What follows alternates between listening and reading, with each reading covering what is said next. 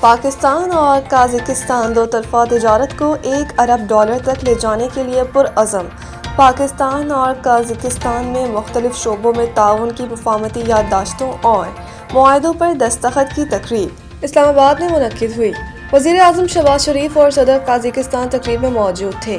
دونوں رہنماؤں نے مشترکہ اعلامیے پر دستخط کیے۔ پاکستان اور قازقستان کے درمیان کان کنی اور پیٹرولیم کے شعبے میں مفاہمتی یادداشت کا تبادلہ ہوا۔ دونوں ملکوں کے درمیان اقوام متحدہ کے امن دستوں کے حوالے سے بھی مفاہمتی یادداشت کا تبادلہ کیا گیا۔